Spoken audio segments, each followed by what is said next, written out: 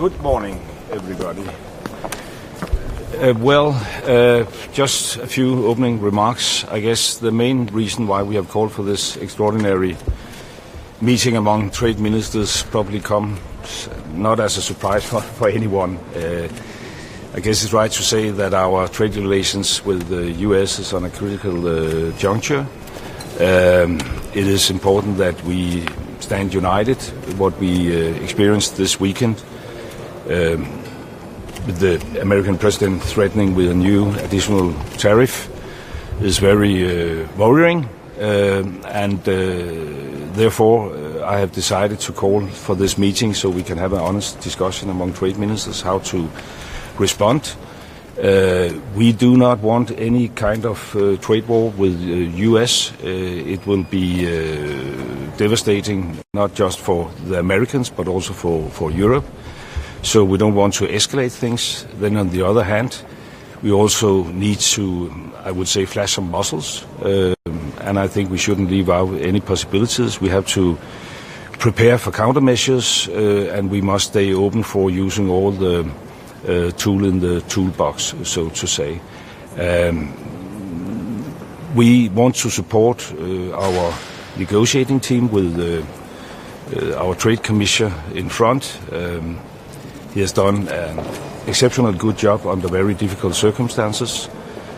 Personally, I had the opportunity to meet the Secretary of Trade, Lutnick, in Washington, D.C. Last week, which gave me some kind of insight. So I think Šefčovič needs all the support we can give him, and therefore I hope for an honest discussion with clear conclusions, and keeping up unity is, of course, the most important thing. Apart from that, I think we also, even though we are living in times of unpredictability, there's also possibilities. US is a big and important trade partner, but if you look at the figures, they only count for or participate in something like 13% of global trade. So there's still 87% outside US, and I think everybody sense a readiness in other corners of the world to reach out for Europe. I very much welcome the agreement in principle with Indonesia during this weekend. It's something we will push for to continue and finalize these negotiations.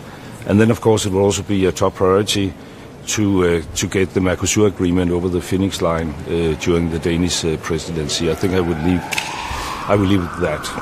So you said you should flash some muscles, but are they doing this if they suspend the countermeasures further? I mean, I think we should be honest. This is about striking a balance, and we still have until the 1st of August to finalize these agreements or negotiations, even though we haven't had the meeting yet. I'm sure a clear conclusion will be that we want an agreement with the US, but it must be a fair deal. We are 450 million citizens in the European custom unit, which give us a lot of leverage. So we want a deal. But there's an old wording saying if you want peace, you have to prepare for war. And I think that's where we are.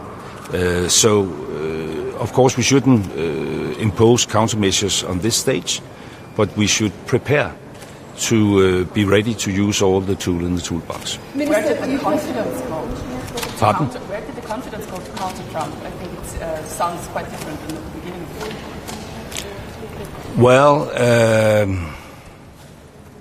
first of all, I think we have confidence in our own negotiating team, and that is the most important thing. I guess everybody realized that we are dealing with a counterpart who is,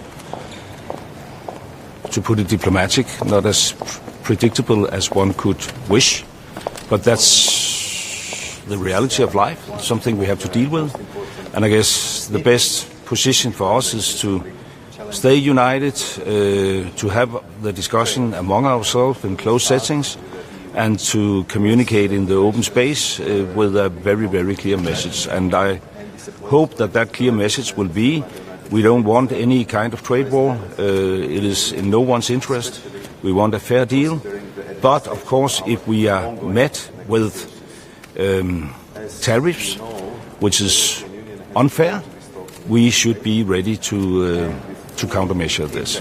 To what extent do you think you could come across as weak by further suspending the countermeasures? But I don't think this is weakness. It's a clear signal that we don't want to escalate things. But it can't stand alone, and therefore we also should prepare not only for re-entering these, countermeasures which we have suspended, but also new countermeasures. And this is what we have to discuss today, and I think we can come back to this after the meeting. Do you expect the ministers to back this second larger package of countermeasures? I hope that we will stand united. First of all, I think I have called for this meeting so that Šefčovič can give all of us an update. I have been in close contact with him also during my own personal visit in Washington last week.